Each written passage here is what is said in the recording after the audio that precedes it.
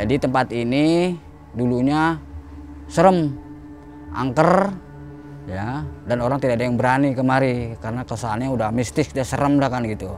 Karena tempatnya rimbun, banyak ular dan tidak keurus.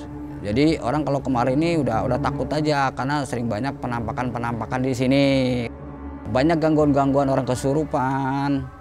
Terus banyak yang menyalahgunakan tempat ini, dibuat pemujaan, tempat orang jadi togel, buntut. Nama saya M. Satiri. Saya sebagai pengurus situs cagar budaya Sumur 7, tempatnya di Kampung Keramat Jaya, RT 1 RW 12, Desa Beji, Kelurahan Beji, Kota Depok.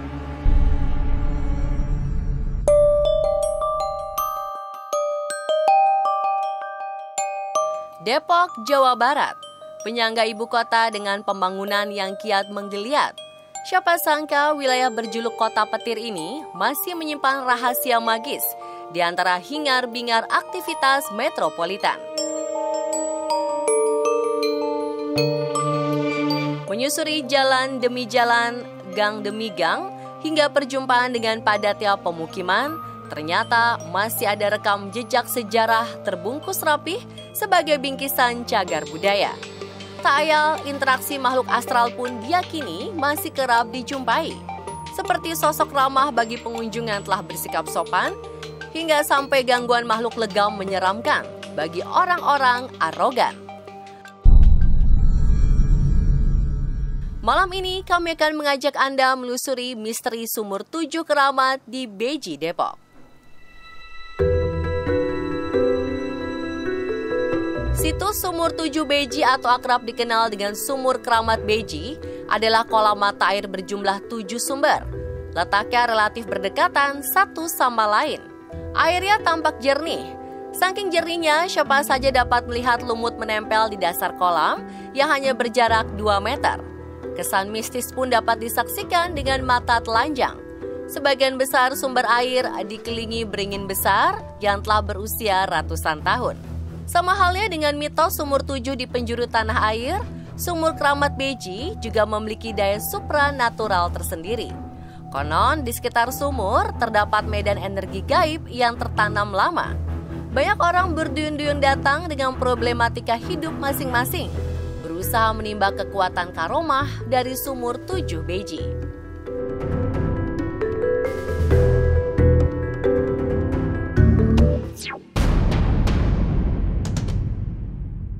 Awalnya Sumur Keramat Beji hanya dibuka 3 buah, yakni sumur kelima, 6, dan 7.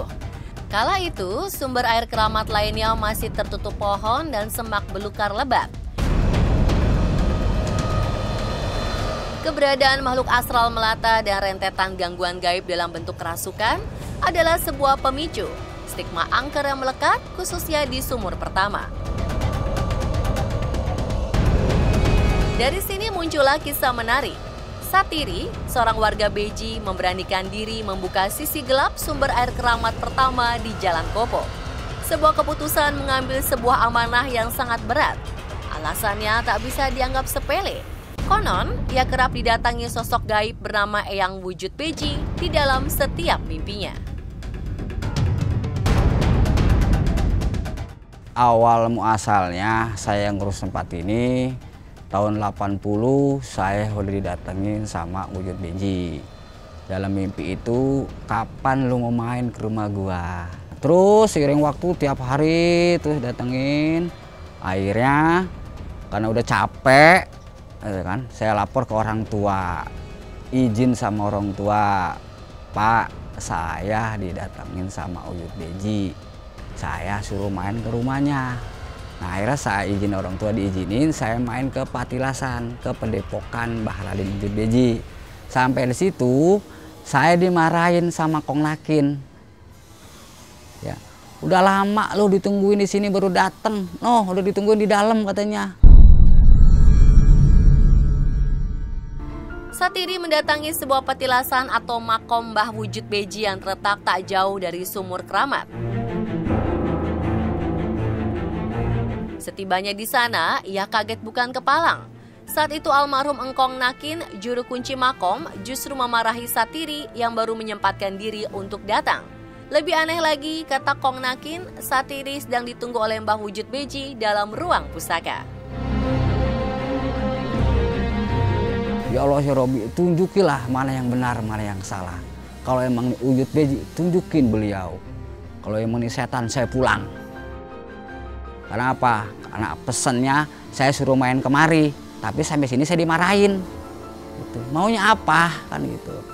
Karena kita berdoa, yakin sama Allah dengan karomanya beliau. Waktu itu saya belum paham nih Wujud Beji. Saya tahu udah lama emang Wujud Beji, tapi saya baru tahu saya dimarahin sama orangnya kagak jelas kan gitu, kagak kelihatan orangnya kan gitu. Akhirnya saya, kakek, tolong lu urusin tempat ini, lu jagain, lu rawat ya. Kalau bisa kan gitu. Tapi siapa ini yang ngomong? Tunjukin dulu. Nah, alhamdulillah ditunjuki, tapi dengan cahaya aja, dengan muka yang nggak jelas.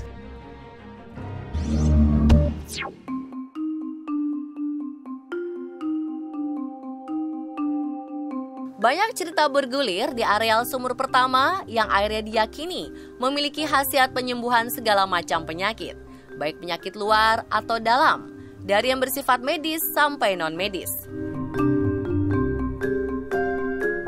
Dikisahkan pada suatu ketika, seseorang lelaki mendatangi sumur pertama saat pemulihan tulang bahu yang bergeser pasca kecelakaan.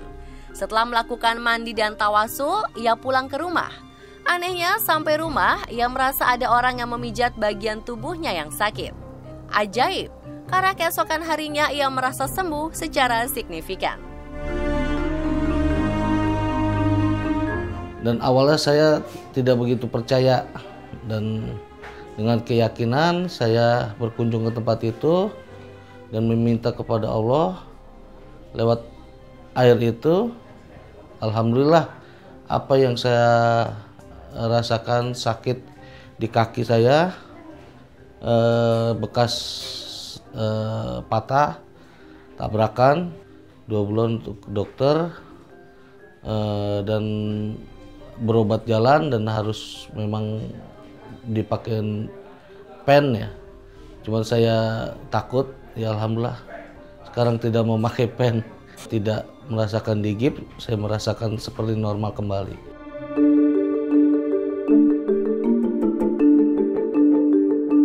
Pembubuhan nama maupun nomor sumur konon tak bisa asal tunjuk. Perlu doa dan niat besar agar pengurus sumur keramat tidak salah langkah di kemudian hari. Pemberian nama tersebut didasarkan pada khasiat masing-masing air sumur. Menurut sejarah setempat, keberadaan sumur 7 Beji tak dapat dipisahkan dari seorang tokoh bernama Eyang Wujud Beji atau Mbah Wujud Beji. Beliau diyakini sebagai penyebar agama Islam yang kini menjelma sebagai legenda terbentuknya kawasan Beji Depok.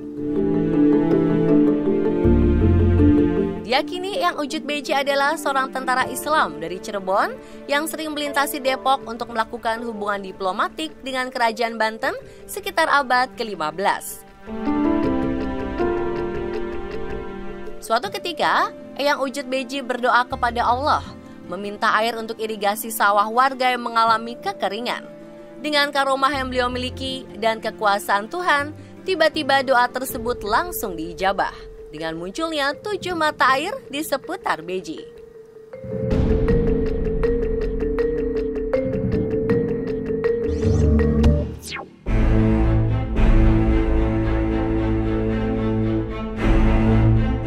Keberadaan misteri sumur 7 Beji rupanya berkaitan juga dengan adanya benda-benda pusaka yang dititipkan sosok gaib ke Satiri. Konon beberapa pusaka yang dititipkan berupa kujang Prabu Siliwangi, golok si pitung, dan pusaka lain hingga berjumlah 5 buah pusaka.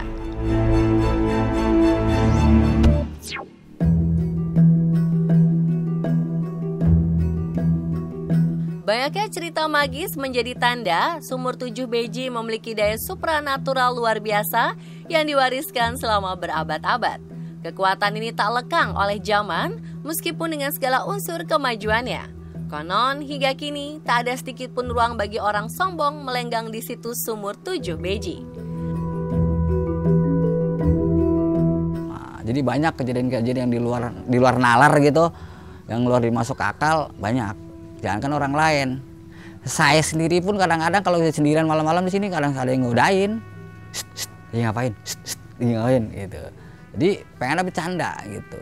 Tapi kalau kita sok jago, wah, dulu ada orang ya mau coba-coba di sini ya gitu.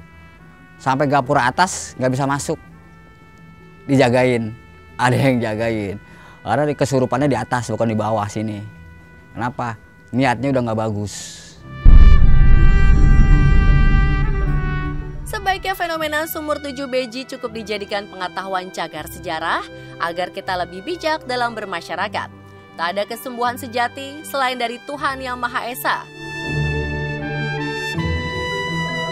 Terus saksikan On The Spot untuk update informasi misteri, wow, dan kekinian lainnya.